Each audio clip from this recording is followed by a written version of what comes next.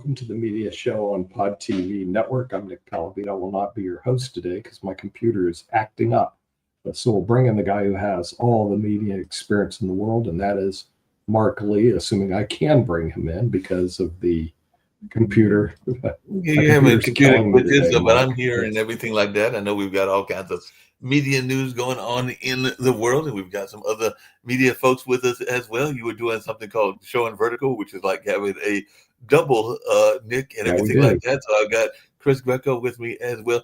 Chris, what did you like the idea of having double Nick? Because it was like seeing Nick in 2D and everything like that. So we saw. I think they do that because they want to have, if people are seeing mobile, right? So this is the mobile. So the left side is the mobile side, and then the right side is like TV side. So I think they do it that way so that you can see what the people on the mobile side, the ones with the phones, are actually seeing. So they're seeing half your head, Mark. They're seeing Sasha's left eyebrow.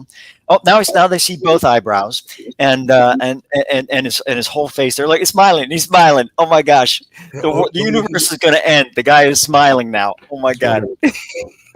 But you're right. They do this to show what it would look like in broadcast capability. I actually was on a call. Nick doesn't know this, but I actually decided to join one of the StreamYard calls, and they did talk about having this thing called Mars, which is that you can put it in either vertical or portrait landscape, which is part of what this is and everything like that. And they were also talking about some of the other things that they have rolled out. Apparently there is a teleprompter that I don't always use, but it does exist and everything like that StreamYard has brought, that apparently is one of their more popular features and everything like that. But it was basically a webinar that was explaining some of the different things that they did. So I attended that on this past Friday, and it was one of the StreamYard executives that was sharing some of the things that they've got going on and some of the things that they're hoping to bring. But they definitely did mention that a lot of people really liked the teleprompter and all along those lines. So they're trying to figure out different ways to streamline this whole StreamYard process. So they're definitely trying to figure out a way to do that. But it was interesting. I had not been on one of those in a while. I think I had attended one a while back, but it was interesting seeing some of the ideas that people have got and even what some of the people around the nation are doing and around the world, because they definitely had a global audience at the time that they were doing this. So I think they try to do these regularly and everything like that. But it was one that I attended recently, and I might try to attend more of them so we can keep track of what StreamYard is doing. Yeah. Speaking of StreamYard, we have a new show, TJ Walker Filtered. How did that go? Did that, speaking of technical difficulties, because I'm having extreme technical difficulties over in Spain. It looks like he had some technical difficulties, Mark, but has that been ironed out? Because I see him. I think they've ironed those out. They're working on ironing those out in the new show and everything like that. But it is this new show that analyzes the news. I mean, we do that to some degree on World Edition, but he comes on before us and all along those lines. So it is good that we've got a new show. We may be getting another new show that we all can identify with. I hate to say it, because I am definitely, if we're fortunate enough to live, then we're fortunate enough to get older. And we'll be starting a show on aging that one of the people that created the show on our Latin American side, which is Que Pasa Moher. Aging? Like getting old? Yeah, but we're going to be doing a show with a lady out of Virginia that runs an aging organization. And so she'll be talking about how some people, as they get older, they find new hobbies. Like I know my dad was probably in his 60s, or maybe even could have been as young as 50s, but when he started his art career and everything like that. But he's an avid artist. His lady love is a dancer, and she's a dancer at 80. So I'm sure they'll be interviewing some people that have interesting careers, and maybe even interesting second and third careers that are well into their 70s, 80s, and all along those lines. I actually had the pleasure of talking to one of my buddies, and she was saying that she ran into somebody that maybe Sasha would get to this age, and Chris, but she ran into a lady that was very able to be lucid in her conversation and everything, but she was 116 or 118 years old. So she has lived that long of a life and has all kinds of stories to share as she has lived this long life, and apparently is still getting around and was traveling with her grandkids and kids and maybe even some great grands as well. So I don't know if any of us will be fortunate enough to make it into the hundreds, but it is something we can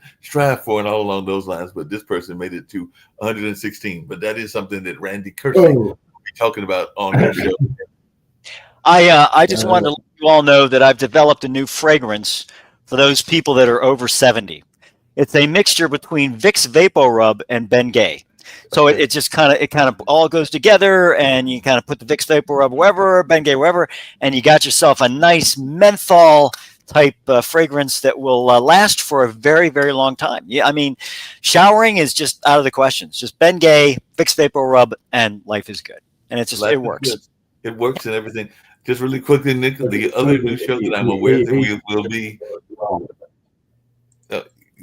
the other new show that I'm aware we'll be doing as well and everything is a young lady that is, we have a show called On the Couch, which is basically around psychology and mental health and all along those lines. But in addition to that, she has a friend that has gone through troubled times in her life, but sometimes when you go through troubled times, you want to rebirth yourself and have that kind of like metamorphosis. So she's doing a show that'll be called The Butterfly Room, and that'll be Toya, if I remember her first name, and everything like that. And she's out of the New York, New Jersey area. So we've got a show that'll be talking about people doing metamorphoses and trying to get through some hard times. Maybe they had difficult relationships or stuff like that that caused them to want to go through a rebirth process.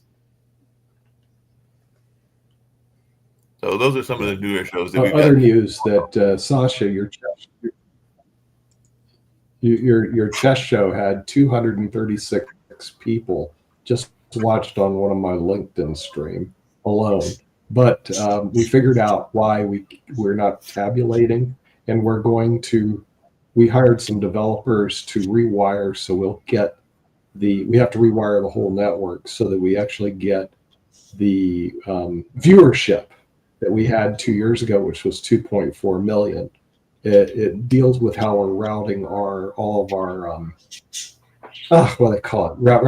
StreamYard and everything. So hopefully that system, we actually hired the internal team at Google, at GoDaddy, to do the work because they know what they're doing, to reroute all of our shows. What's your ETA for that system being in place? By the end of the year. In other words, by January 1st. So we'll start getting a head count on all of our shows, because we did that before, but you have to have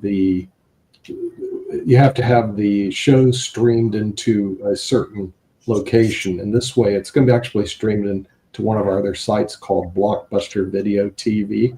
We have that URL, so your show will go to Blockbuster Video TV, and then from Blockbuster Video TV onto all the streams. And then we'll get a head count of all that. But I'm not doing the development. They always ask me to do this stuff. Look, I'm not a tech guy. I don't know how to do jack. Okay. Let the guys that know how to do that stuff put all that together. So the people at GoDaddy, who we've used now for 5 years, are putting it all together for us. Right. Because I can't do that. This way, that if we want to solicit advertisers, we can show them, here's the 2.4 million people. Because I can't show that except in 2024, when we had 2.4 million people, and it will all stream through Vimeo. Yeah. And Blockbuster Video TV will also allow us to, we'll be able to sell movies subscriptions for movies on that too as well. So Blockbuster Video TV is going to be kind of a key point in our programming in 2026, along with PodTV.tv. We'll also have VOD on Blockbuster Video TV. So that's what we're going to do, and see how that works. But at least we'll get head counts. But I'm looking forward to actually getting movies on demand, where you pay for it, obviously, and you can buy it. Because I was looking for this movie. You'll love this one, Pandora and the Flying Dutchman. Anybody ever see that movie with Ava Gardner? No, I can't say I did. No, why not? It was famous. It was famous in 1950. It was a big deal. And Ava Gardner was a big deal. And you know what? It's next to impossible even to find and pay for that movie. I'm not kidding. But the reason I wanted to see it, Ava Gardner and the Flying Dutchman, go look it up. It was filmed. Where will we be getting these movies from?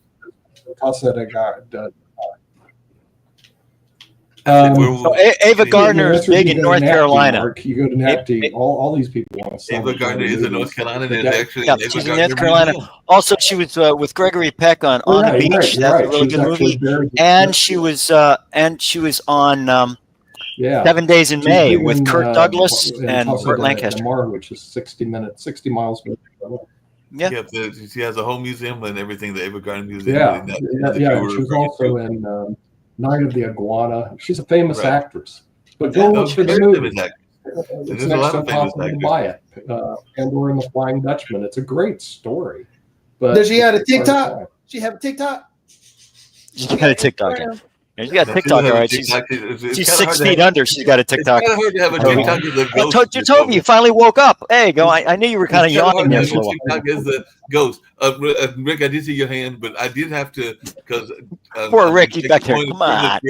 I'm gonna take a point of privilege really quickly and everything because he is a good friend. Toby to is all of us. running for mayor of Toby, Durham. That's what I just wanted to congratulate you because you are not just a sports announcer, because I did see it on Facebook for the hockey team and for the baseball team, but you I'm have not now talking added. about that, Mark. Nobody cares about that. Why are you going down that route? Nobody cares about that. Because I like the fact that you're No, women I don't- do. you don't- it's- you I it's care about that, basketball. you Toby. It's basketball. Come on. Go ahead, Mark. He's doing Wait, yeah.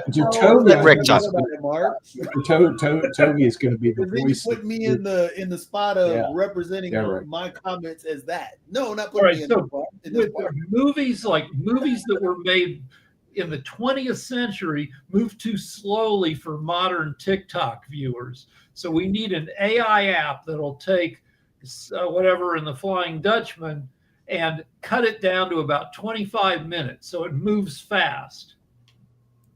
That's the Toby, rocket. I'm sure they've got that. Oh, no, it's a great story. You're going to kill it.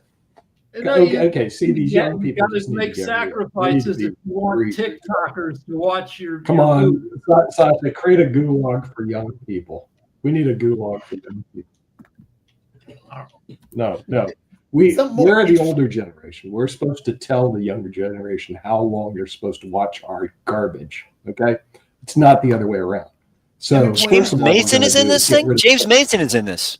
James Mason is in this movie. Yeah, James Wow. Mason. in it. Yeah. Wow. Do you know him? Do you know him? Is he a friend of yours, Chris? No, well, James Is he a friend of Mason yours? was in North by Northwest, Alfred Hitchcock with Cary Grant and Yeah. Is there a Fortnite skin? and Martin Landau. That was one of his first roles. I mean, he's been in some really James Mason. Boys yeah, from Brazil, all that. Whew. Yeah, I'll give you even better yeah, idea. but it's a great story. It's the If you Flying Dutchman story. The Flying Dutchman was doomed because he killed his wife to travel around until he found a lady lover who would be willing to give up his life for him or some garbage like that. So it's a great little story. And so she and Sasha, fell in love with the Flying Dutchman. Let's get serious for a second because we do have some real media news and everything. And Sasha will love this one and all along those lines and everything. So I love to hear what people have to think about this. Sorry about that, Toby, but I was just glad that you had that job and everything. I mean, you got several jobs, but let's get to some serious news. Trump media lost $54.8 million last quarter. He's and the is on voice track of Duke to far University. more. So what is our thoughts about this? Because, we got this person in the White House that is apparently supposed to be a media tycoon, but he's managed to lose $54.8 million last quarter. You guys On didn't track to hear lose it. You even remember more. Dr. Phil? You ever heard of a guy called Dr. Phil? He's been on TV. Okay. Dr. Phil's company went bankrupt. His whole media empire collapsed. In case you guys didn't know. So Trump $400 doesn't million worry he about. lost. Trump doesn't worry about losing. There's more. He's the president. If he wants to, he can solicit $50 million from rich donors and from his tens of millions of poor suckers. He can recoup that in a month or two. In 2 slow months, since he's become president, he and his kids. Yeah, but have then we just lose stock value. Stock value doesn't mean anything. he and his kids Mark, have then you amassed just lose $3 stock value. You billion lose cash. in the last year via crypto. He doesn't. And that's what they said, that the Trump Media and Technology Okay, Group, which let's is the parent get company real. of True Social, and a Okay. cryptocurrency treasury reported a net loss of 54.8 million on 973,000 in revenue in the third quarter of 2025, according to the filings that they had to do Friday with the Security and Yeah, that's Securities his and Exchange Commission. investor. He doesn't care about his investors. Every time he went bankrupt, he probably made money because he pulled millions out of the company in the form I of. don't think he's got any money in it anyway. The man bankrupted casinos, and y'all are asking questions how this man could lose money. Come on, Toby, be quiet. You can't disparage. He's the president of the United States. Please do not disparage the man who's had multiple bankruptcies. Please do not disparage the man who's been convicted of multiple felonies. Please don't disparage him on international TV, Jatovi, please. He is the president of the United States of America. By the way, my prediction, Mark, is when he leaves the presidency in the next couple of years, that whole Trump thing is going to go out of business. You know, Yeah, so it's all gone. It's like Dr. Phil. He created his media empire. It's all gone. Just to add, We'll be around shaking their hands on their way out the door. I'm serious. They'll be out the door. We'll still be, unfortunately for them. So Pod TV will live on. Trump TV won't. Nick, he knows. He agrees with you. He knows that it's going to fail if he leaves office. So again, the big if or when. Yeah, he knows it's going to fail. So he's not trying because to. People will forget about him. Come on. That man ain't trying to leave. Americans are very short. Well, Nick, there's some other news that you'll be interested in because you always talk about it here on the network, which is the failure of the media. And apparently earlier this month, Northwestern's Medill School of Journalism released its 2025 The State of Local News Report. So they basically found that there's a lot of folks that are not even paying attention because in 2005, there were 3 newspapers for every 100,000 people in the U.S. Today, that number has been cut to half. And sometimes I think Rick's even wondering if there's that many papers. But nearly 40% of all newspapers that operated 20 years ago have ceased to exist. Today, there are 50 million Americans, some 50% of the country, with limited or no access to reliable local news. And in the last year alone, out of the 5,400 newspapers still in operation, more than 130 have shut down. That's more than 2 news outlets closing every week. So are we seeing the demise of the newspaper going the way of the radio? Even when the LA Times, one of America's great papers, went from being on an average day, 60 pages. Now it's 34 pages, 36 pages, barely any advertising. There's a sitcom about this called The Paper. Right. And it's by the people who did The Office. It's funny, and it lays out the whole case for the demise of papers. Yeah, and it looks like they're going down to, as a matter of fact, they're saying that this year the U.S., we talk about the food deserts, but apparently there are 213 news deserts, which are areas that have no local reporting at all. And those regions have on average lower median incomes, greater rates of poverty, and lower percentage of people with college degrees. 5 of those counties, you'll be interested in this, Rick, are in Utah, with another 13 in the state that only have 1 local news outlet. Yeah, what people care about, what you want from a local paper is high school sports coverage.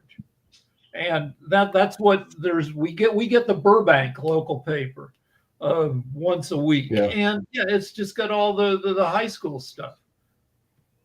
And it's so expensive. See, the real problem is the distribution cost of these newspapers, Mark, is extremely expensive. Somebody's got to type in all those words every day, and then you distribute it on hardcore paper everywhere. Their distribution costs, their paper costs, their reporting cost, everything is out the gazoo. And so they're basically set up to fail. And so who's going to succeed? It's what we're doing, this stupid streaming media, because the cost factors are low. And well, they said it says that those that are succeeding are those that are doing what amounts to homegrown reporting, because they're saying that the more successful local news outlets are those that are having good local reporting that is relevant for local readers. So outlets focus on homegrown stories and not just reprinting national or international stories or filling the pages with viral stories, which a lot of people do, are doing well. So those that deliver actual local stories or stories of interest are the ones that are succeeding. Yeah. wouldn't surprise doesn't me. even run. Local news will succeed. So the LA Times quit running next day sports scores because to save money, they had to move their offices to El Segundo, which is ridiculous, and move their printing to some place up north that's cheaper, which means that they can't even get the sports scores in because to save money, the printing gets done 100 miles away. Yep, that's very much. And the real problem, Rick, is you just go on the internet and you type, like I type my famous the University of Miami, right? Football, and I get all the King stuff I need.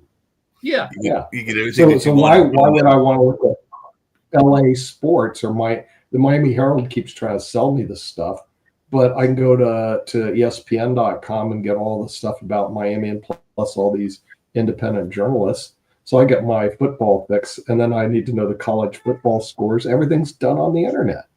So these on the internet. I've got a question for you, Rick. Who is Millie Bobby Brown? Because apparently she's upset that the media is fixated on her and her colleagues' appearance. So she was in an interview with the British Vogue published last Tuesday. She continues to share her thoughts on the scrutiny that celebrities face. So when she said, "Oh my God, what has she done with her face? Why has she gone blonde? She looks 60 years old." So apparently they're saying that she looks older. She's the star of Stranger Things. She's been. See, let me point out. Y'all already went down the old people road. When you start, I mean, we've been on the old people road for just a little bit, and then Mark, you just put that nail right in it. Who is Millie Bobby Brown? Well, I know who she Star is. of Stranger Things. I know Stranger Things has got ties to North Carolina, so I actually knew who she was. Well, I'm just pointing out the Millie, because it's been a story for a very long time because she's actually brought up charges. Well, harassment charges, not sexual harassment charges against her co-host, who that's where the whole the outrage is coming out of because she brought up those charges. Now she's seen on the red carpet with him. But either way, that's what it sounded like really old is because you said, "Who is Millie Bobby Brown?" Made me laugh. Well, that was the whole purpose. By the way, she accused journalists of tearing down women for clicks, which is an interesting concept. She said, "I started in this industry when I was 10 years old," she said in an Instagram post. Love Instagram. "I grew up in front of the world, and for some reason, people can't seem to grow up with me. Instead, they act like I'm supposed to stay frozen in time, like I should still look the way I did on Stranger Things season 1. And because I don't, I'm now a target." She continued to describe the way she is written about as bullying and called it disturbing that adults spend time dissecting her appearance. So apparently people are having too much time on their hands. Yeah, she's always been we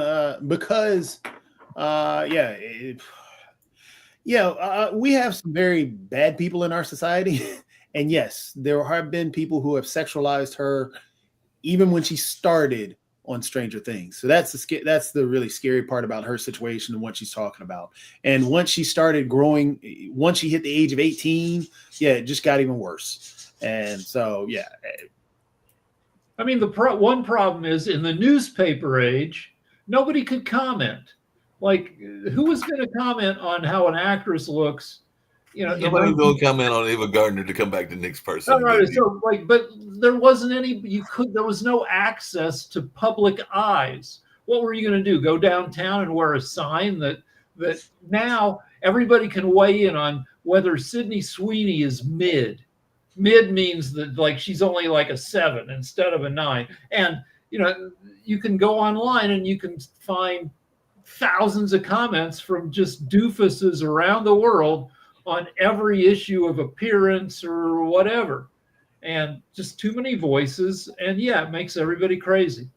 Well, speaking of making everybody crazy, and I'm going to go down that path that Jacoby was teasing me about being an old man and everything like that. But apparently there's all these words that are AI generated, and this is an interesting article as well. They said spam, which I know what spam is, fluff, clickbait, and yes, I do know what clickbait is, journalism, journalism, kitsch, and slop. These are all ways to describe mass-produced, low quality content. So I see a lot of that when I'm watching TikTok, and yes, I do watch TikTok on a regular basis. The latter term is reserved for the newest variety, which comes from artificial intelligence. So apparently we've come up with these terms for bad AI and bad technology. So one problem is that this slop actually looks good.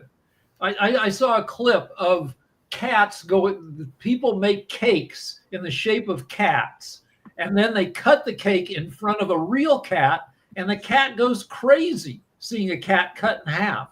And it looks great, and I laughed. It's all AI. Not one clip of a cat getting cut in half and it all looks great, and we're monkeys for it. Speaking of slop and AI, and I'd love to hear Jatovi's thoughts around this and everything. I have become slightly addicted, just slightly, to these two new commercials that are very much active, I think, on TikTok and Instagram, but they are kind of kitschy and kind of bad and everything like that. But I was just wondering, Jatovi, because you do have dogs, have you been watching the dog podcast and the cat podcast? Because Ginger is hilarious, and Ginger is the cat on those things and everything. But it's basically cats and dogs making comments as to why they're better than humans and everything like that. But they are quite funny. If you've not seen them, go catch them and everything like that. So I don't know if you've ever watched them, but they are kind of kitschy and hilarious. You know, whether a dog is a faithful companion, or whether a cat has got humans as its servant, or maybe even some people would say slaves. But yeah, they're quite interesting, including comments on the different breeds and everything like that. So I don't know if you caught that. And I'm sure the video is all AI generated. Oh, it's totally AI generated. Yeah, I haven't watched it. I mean, AI is big. AI is huge. Yeah, AI is very big. Now, there are a couple of things that don't make any sense. Like, Ricky, you'll get a kick out of this. One of the problems that people complain about it, because it is AI generated, is, as we know, usually dogs have bigger ears. Like, their ears are usually big. So the headphones actually fit on the dog's headphones. But one of the AI complaints is that because cats are smaller, the headphones are never on the cat's ears. So that's part of what one of the complaints is that they can't get the headphones on the cat's ears in the AI generation, at least not in the current model. So some of the people, when they're commenting, they're like, why hasn't the cat got its headphones on its ears? When people talk about slop, there's a reason that 70% of Americans are overweight, because food got cheap and delicious. And so this AI you got slop for food. We get fat because we can't fight, nature wants us to like delicious food, and we can't fight like fun, sloppy entertainment generated by AI. We get fat on it. Well, it's not only the fact that you can doom scroll through it the same way you do with TikTok and everything else, but also it's the same. It's that easy creation of, hey, I can type in a few sentences, create whatever I want to, and hey, I've got more stuff to view and see what everybody else has typed up. So it's another variation of social media in a sense now, even though there's a lot more to it. But yeah, there's just another variation of social media that people are doom scrolling through. So yeah, it's AI slop. Yes, AI I mean, slop. heck, I've made a lot of it. Yeah. Well, not a lot. I won't say a lot. But even in the slop, they're talking about how slop has not been a new thing, because one of the articles I was reading about was saying that one notable slop moment came way back in history when Johannes Gutenberg invented the movable type printing press in Europe. The device, which they called the ChatGPT of the 1450s, allowed the mass production of cheap printed material. And over the next 300 years, chapbooks and broadside ballads became the mainstay. Yeah, people went crazy in the end of the 1700s, beginning of the 1800s. Novels would just break everybody's brains. The people reading fiction books was the death of the world. So we'll learn to deal with this shit. Yeah, we'll learn, because they even gave another example of a slop generator of its time, because they were saying in the early 1700s, a growing reading, public, and coffeehouse network created steady demand for text, giving rise to what was then called Grub Street, the slop generator of its time. And the name belonged to a London area with printing shops, booksellers, and cheap lodging, where impoverished writers regularly churned out pamphlets, satires, political tracts, sensational stories, and hack journalism. So they were basically doing in a confined area what we're now doing all over the web and everything like that. So it was a more confined version. But they said that from Grub Street came Daniel Defoe, Eliza Haywood and Jonathan Swift, who all wrote for that Virgin and Market. So it's not something new. It's been going on for a while. We're just doing it in a new form and format. Hey, Chris, what's your take on all of this? Chris, you're on mute. Well, while you guys have been talking AI, I've been doing some data stuff because that's what I do, right? So I want to go back for a second, just for a brief second, about Sydney Sweeney. Mm-hmm. So I did just a quick Google Trends, and Sydney Sweeney. In fact, I have it on my screen, but it's really sad. It's a sad situation because basically what it shows is that Sydney Sweeney has had more interest over time in Google than the Ukraine-Russian war. I mean, this is really a sad statement about what the situation is. I mean, do you realize that Azerbaijan and Armenia currently have and have had since March of this year a peace treaty? Yet I can honestly ask, does anybody really know that? I mean, there's stuff that is out there that if the media doesn't cover it, and they did cover it during that time frame, of course they haven't covered it since. But it's if Sydney Sweeney is getting more take on Google than the Ukraine-Russian war. The Ukraine-Russian war is taking lives. It's still taking lives to this day. What do you hear about the Ukraine-Russian war? I mean, is it headline? You know, the old "if it bleeds, it leads" thing. I haven't heard anything about the Ukraine-Russian war other than the Tomahawk missiles. Sasha, have you heard anything from your compatriots over there in Ukraine about the Ukraine-Russian war?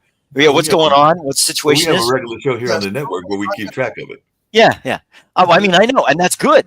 That's good that we do that. But I mean, I don't see anything in the media. Nothing. I mean, Chris, I understand you asked me a question, right? Yes. Okay, can I answer? Yes, absolutely, please. Ukrainian-Russian war, it's the most geopolitical situation in the world.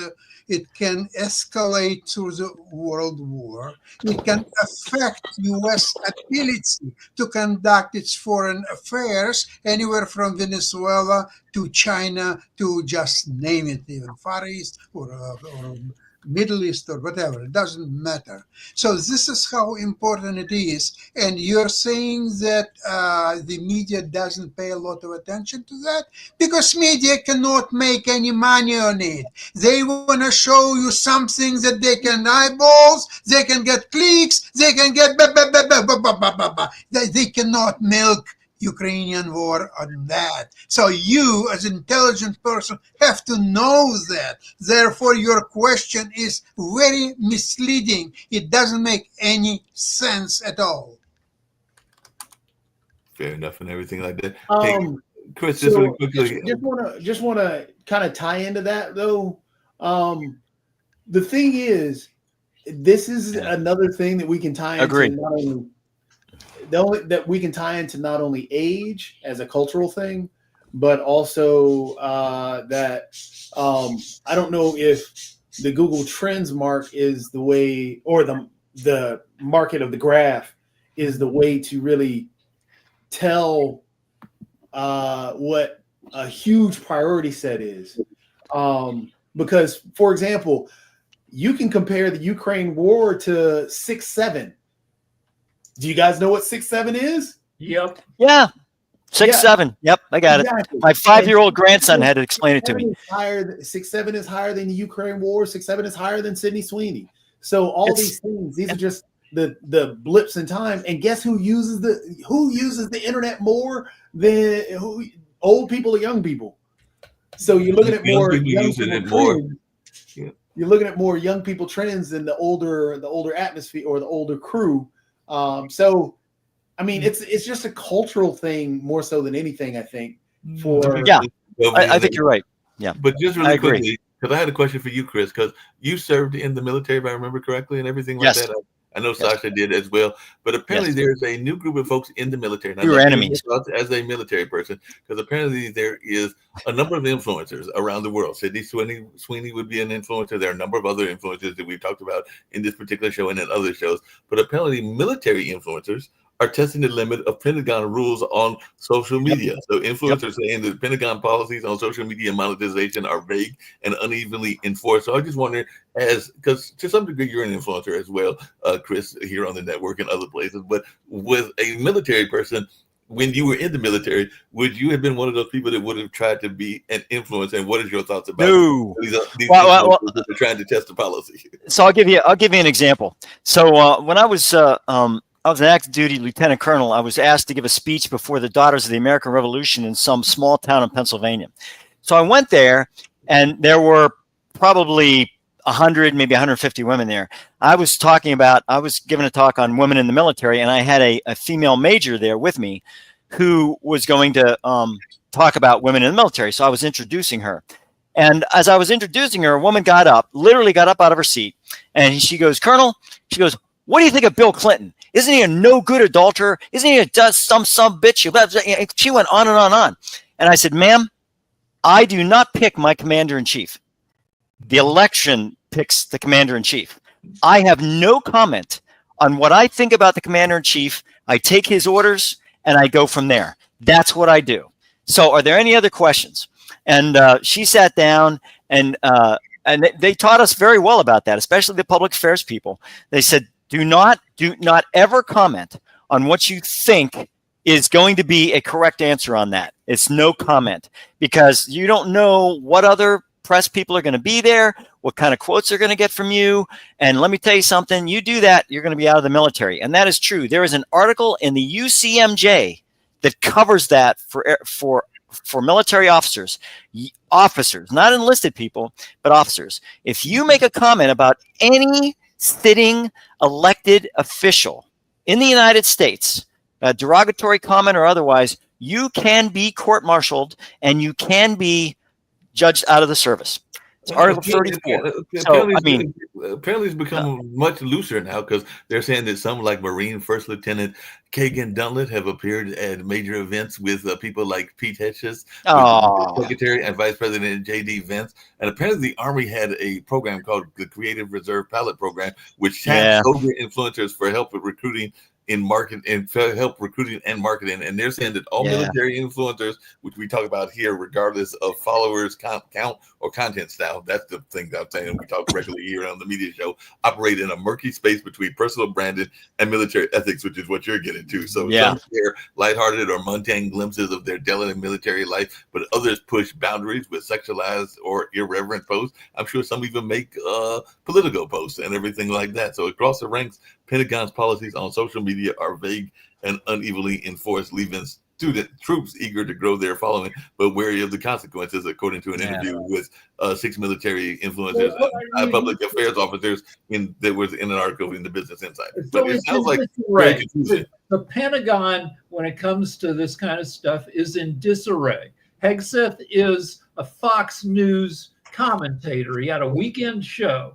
Our president is a reality TV star. So things are going to get all muddy, and that'll be that for the next 3 years. Things will continue to be muddled that way. I'm sorry, I'm laughing because there was apparently like one of the bullet points, and there was a soldier that said he built a side hustle on his TikTok and Instagram. And Chris, I hate to tell you this, but he says it now is paying better than the Army. So the a lot more money as a TikTok and Instagram influencer than he was in his duties in the military and everything like that. So that was something I saw that was kind of humorous to some degree, because they're even saying that a lot of them get out of the Army right now, and one of them, according to this Army Colonel Chris Sullins, who oversees the Paul's Creative Reserve Program, got out of the Army and we're making $70,000 a video. So that's per video, not just per one video, but per video.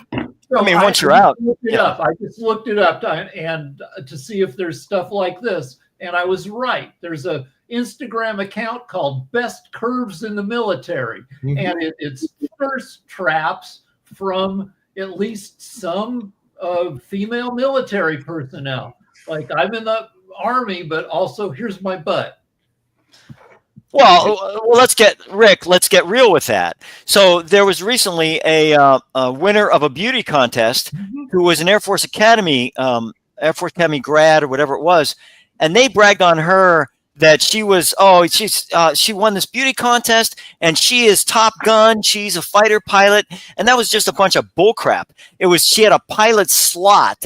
And the way the Air Force Academy does it is that they send their people while they're waiting for the pilot slot to come active, is they send them to grad school. So she hadn't completed 1 hour of jet training or anything else from that standpoint. But yet she got big time public affairs push because she won a beauty contest. So I don't understand what that has to do with being an officer in the military or being a good pilot. But by God, they put those all together, you know? Yeah, but I mean, so yeah, it's just the battle for eyeballs. Yep. Well, speaking of battles for eyeballs, and I think I had an account at one point, and I probably still got it somewhere. Yeah. But how big, Jacoby, is a Reddit? Because I saw that Reddit got put on the ban of social media bans out of Australia, and I know we've not seen Shaquille in a while. But I was just wondering because I've heard people reference it a lot, almost as much as they do TikTok and Instagram. But how big of a source, as one that studies the market, is Reddit? Says the market. Well, I mean, Reddit is definitely still big. It's always one of the older social media platforms. But when you're talking about battle for eyeballs are money. Yep. So that's what it's about. People are trying to make money. You have social media influencers that are making millions on millions of dollars. And it's an easy way to make millions upon millions of dollars because the click that Rick just gave, best curves in the military, whatever. Yeah, might put them over that $100,000 click mark. And you know what? And they can monetize it. Yep. Yep. Monetization. Yep. You're right, Joe. And that's the sad part is where we're going. That's where we're going with a lot of the stuff. And that's where, as Rick, you pointed out, that's where Pete Hegseth came out of. That's where Patel came out of. All these people that are coming out of that, that's why they're trying to get to first. I put this out, so now I can get my clicks. What's going to happen when they leave these positions now? They're going to monetize off of that because they're going to have their clicks. Oh, heck yeah. They're based. That's all it's about. Yeah. So I'm looking at this account and it's crazy. It's a lot of split screen shots. Here's me in my uniform, and then on the other side, here's me in a bikini with my butt out. And it's like, it's just so. I mean, that's the modern. It's just not the. Yeah, and as a prior military person, I'm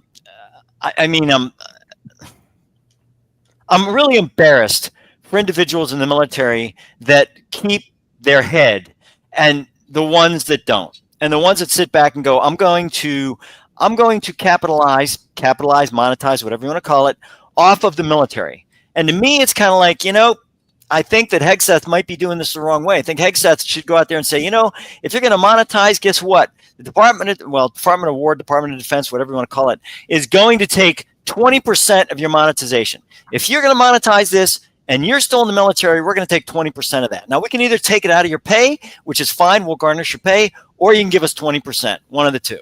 And you start making money. You can actually make a revenue stream out of this whole thing. Maybe the Department of War can pay for themselves. $900 billion? $900 billion bucks. You can make it work.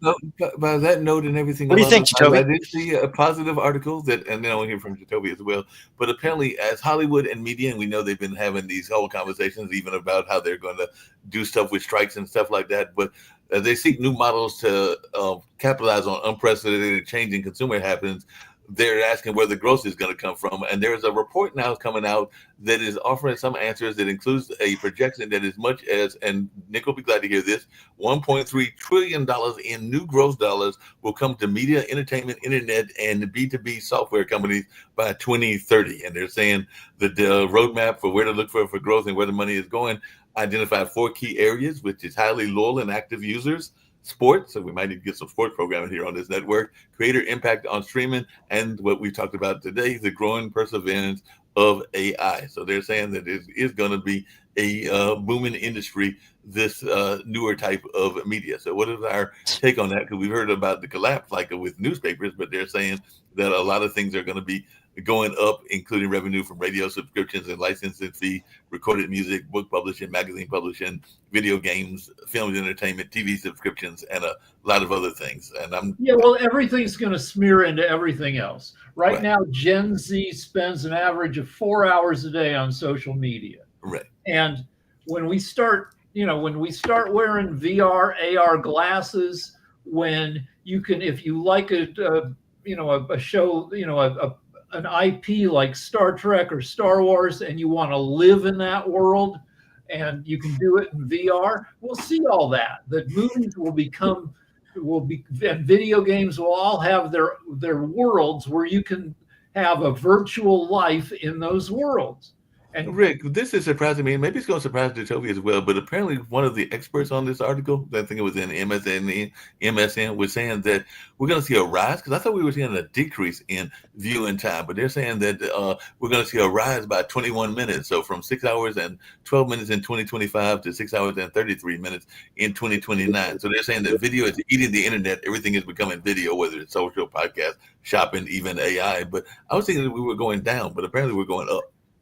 well, traditional TV, like broadcast TV, stinks now. Broadcast, Jacoby talks about the olds. Broadcast TV is for the olds. The average CBS user is 68 years old, and the programs have Younger than me? well, you try watching those shows, and everything is explained a little too much, because the 68-year-old viewer might not, or the less educated viewer who can't afford the fancy streaming services. I have to get the drool off me. Hold on. But again, there was a song about this, and it still holds true. You guys, it came out in your era. Well, actually, past your era, but after your era. But it was a song back in, what was it, the 80s? I think it was. I was in college in the 80s, so that was my era. Killed the radio star. Exactly. And so, how are you talking about? Why are we shocked that viewing videos are going up on the internet? I mean, this is just the way it's going to go. There's going to be another plateau that we're going to reach that's going to kill video, because once Rick, you talked a little bit about this. Once AR and VR starts coming and really hitting, because you have Ray-Ban that's created some glasses that are sitting where you can put your viewing stuff right there. Once that becomes more accessible for more individuals, where it's not like $700-800, because Microsoft and all of them put out these VR helmets, Oculus, yep. everything else. Yep. I mean, even before Oculus, there was a ton of stuff like Google. Yeah, you're right. You're right. Years ago. And it's going to be the end of the world again. I can't wait for Sasha. Sasha's my other senior here, other than But Mark. that's where I want to hear this. A lot what you discussed so far about artificial intelligence. You were discussing TikTok eyeballs. By the way, you were talking about Reddit a little bit. But I'm going to explain to you what's a huge difference is between Reddit and TikTok. So you're talking about eyeballs, and eyeballs create a lot of advertisers. So the money will fly from this pocket advertisers to those who run TikTok and so on. And it's great. How you can benefit from it? Why are you talking about the stuff that you cannot touch or smell or do anything about it? It's garbage. You build garbage on more garbage and even more garbage. Reddit stock today is up 6%. Reddit is a very serious audience where there is a lot of contributions and very high quality contributions from its audience. So you can learn something from Reddit. You can be entertained if you choose so. But I'm using Reddit to educate myself about the stock market events, about trends, about the stocks. And there are a lot of very highly qualified people who participate in the discussions there. So now maybe they don't have so many eyeballs as the TikTok has. But trust me, it's the same if you will compare Rolls-Royce to some kind of Chevrolet vehicle. This is comparison between Reddit and your Chevrolet so-called TikTok. This is what I wanted to mention. I wanted to chime in on this AI thing, especially that. And Rick, you mentioned I think it was a couple of weeks ago about drones and AI and drones, those types of things. I'm going to tell you right now that I think Ukraine, going back to Ukraine for a second, and going back to Reddit and TikTok and the rest of this stuff, is that the drone wars that are coming. I think that what's happened is that we've sat back and we're sitting back with the Department of War spending billions, literally billions of dollars on each jet, the F-35 specifically, and the Ukrainians are putting together these drone swarms, and these things are really, really destructive. I mean, I don't think I've ever seen anything as destructive since the Katyusha rockets from World War II that the Soviets used. And these Katyusha rockets were just terrorist weapons, but they were just, I mean, they blew the Germans out of the water because there were so many of them that just came down on top of them, and they were scared the hell about those things. And I think using AI with drones to have drone swarms be able to do what they need to do is going to really, really blow war plans out of the water. I think it's going to be. How much did you say an F-35 costs? I think it's 1.2 billion. I think it's what it is per. You're spending $1 billion on a plane, and one reason it's so expensive is it has to have a human in it. So you need all these safety systems. You have to have. That's true. That's true. Yeah. So if you lose the human, you lose 95% of the cost. Yes. Anyway, speaking about F-35, Canada has evaluated its policy about buying the military planes, and they are touring up to Sweden. Saab produced a plane by the name Gripen, which cost a fraction of F-35 and almost as functional as F-35. So this is why, well, it's not only this plane. Canada is turning away from any purchases from U.S. unless something is produced uniquely in U.S. and you cannot find it elsewhere. But if you can, you buy, you even pay more money to buy stuff elsewhere, but not in U.S. This is Canadian policy. It's been spelled out. We've done the budget a couple of days ago, new budget, and it's all there. Now, speaking about front lines drones, you know what's happening on the front lines in Ukraine? Russians are trying to infiltrate. They cannot take a territory from Ukrainians. So they're sending 2 or 3 people. They're hiding and they're getting somewhere. And they are waiting until Russian help will come. The problem only is they cannot get out to buy food or going, even if you're driving a car, you want to make a pee, you get out of the car, you'll be killed immediately by a drone which is watching as a hawk for your car, and the soon you leave it, you're killed. So this is a drone war, what's happening on the front lines, and this is why Russians cannot progress. They have 10 times as many more military men under their command than Ukrainians, but it doesn't help them.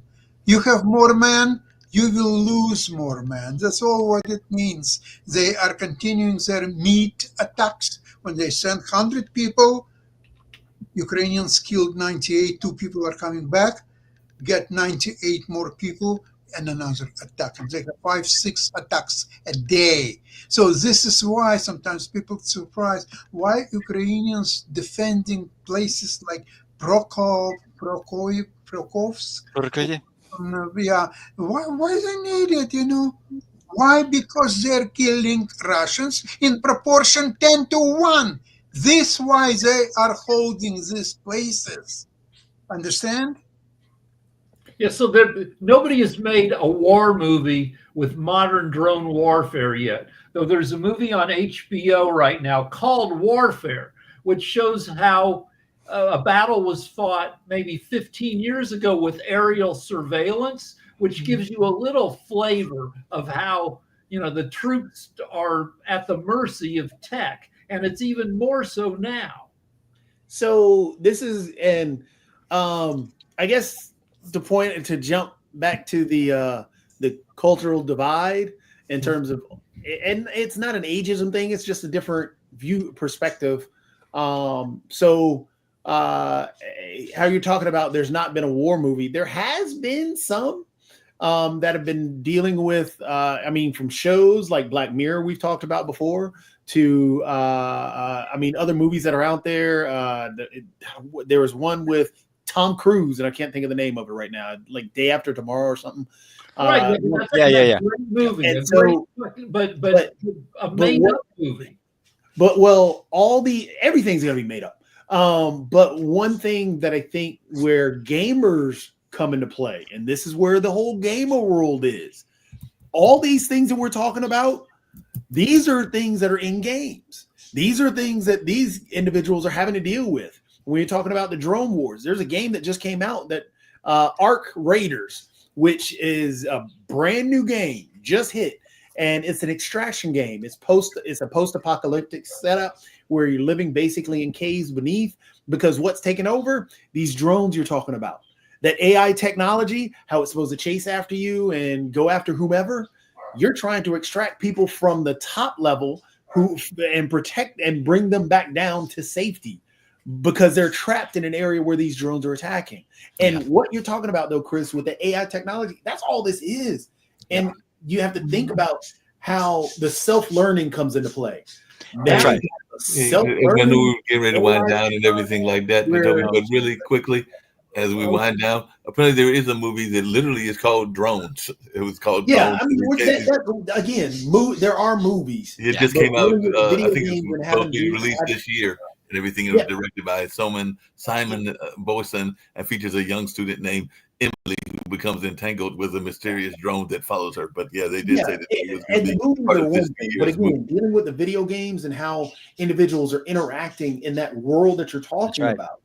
And that's a whole different perspective, I think a lot of the youth have, instead of just going to a movie and seeing, because if you want to talk about a real world thing where a lot of gamers and a lot of individuals who were in that video game world were able to overcome a particular time in our past. If you look at COVID, for example, that social interaction, a lot of gamers were already ahead of the game on, because they had that social interaction across the different gaming platforms that they were already using. So they were able to maintain that social connection, which everybody was suddenly getting accustomed to. So they had a lead there. So I think in that same vein, the world that you're talking about, Chris, with that drone technology, because it's coming, it's coming quickly. Hey, just really quickly, because I just thought I'd have fun with it, and we can go a few minutes over. But I typed in drone films, and I came up with quite a few, including Back to the Future Part 2 that has drone videotaping, Babylon AD that has an aerial drone attack, Blade Runner 2049 that has a flying car drone, Blair Witch, the new Blair Witch, that has a drone-mounted camera, Body of Lies, which has drone surveillance, and Captain America, the Winter Soldier, apparently has a drone, as does The Chamber and Chappie and Eye in the Sky. And I'm sure that I could keep going and find Terminator, The Matrix, and all the other ones. But I stand by my point that there's no movie out yet that shows how drone warfare is being used in Ukraine, where not in Ukraine, that is a battle that we haven't seen, and we'll see it in the next couple of years.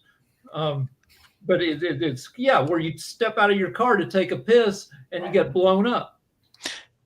I've actually, I shouldn't even say this, but I've actually seen that. I've actually seen that.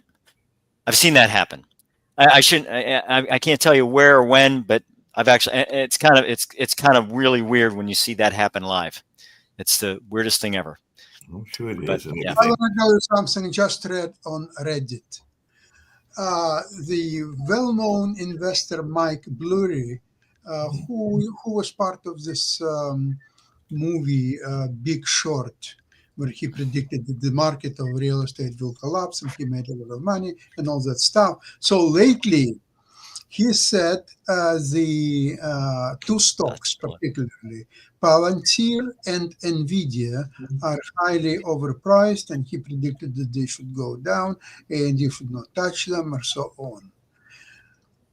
Maybe he's right, maybe not. But what one commentator said is that he can't believe how many billions of dollars people didn't make by staying away from both Palantir and Nvidia, and where this people's futures were absolutely ruined by the fact that they don't have these stocks, and they missed a great events in the last few years by not owning these shares. Yeah, it makes sense. Before I get ready to play the exit and everything along those lines, Sasha, are you going to invest? Because we are coming up on the holiday season on any of the e-commerce sites such as Amazon, TikTok, and eBay, or is that something that you don't think is a smart move? Because definitely a lot of people, when I was looking at stuff around streaming and the creators and what they're doing, it's a lot of that e-commerce stuff. So I just wonder, is that it's something that you think of when you're looking at investments of the e-commerce companies? Mark, these three companies that you mentioned, they're very different companies, and there's very different investments characteristics are in each of them. Number one of these three, I would put Amazon, because it's part of, I don't think they're not in Magnificent Seven, but close to it. But I think they are part of Magnificent Seven. So they have a lot of ways to make money, and they are making money all the time.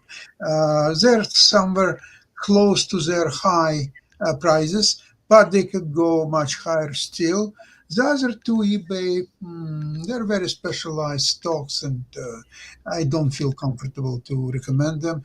Amazon, yes. And don't forget that Magnificent Seven, as I mentioned on my program of Modern Investing, the 7 stocks are responsible for 95% of rise of S&P 500. So you may divide it 500 S&P stocks in two categories: Magnificent 7 and 493 useless ballast that is good for nothing. But people, because their inability to think for themselves, so they're saying S&P 500 represents the all-American economy. Really, 493 stocks that are going down a year after year after year represent American economy? What about 7, Magnificent 7 stocks? I think they do represent today's American economy, and numbers show. Yeah, that makes sense. Yeah, I think the commonality that I was looking at was the e-commerce, as it is the holiday season and all along those lines. So that's what I was thinking about when I mentioned their commonality. But yeah, on that note, we can get ready to get on out of here. And we've got the timeshare show that'll be coming, but they are in the rerun season, I think, till the first of the year, if I remember correctly. But we're going to get on out of here. Chris, it's good to see you. Thank you. Thank you so much, guys. See ya. Bye-bye. Bye-bye.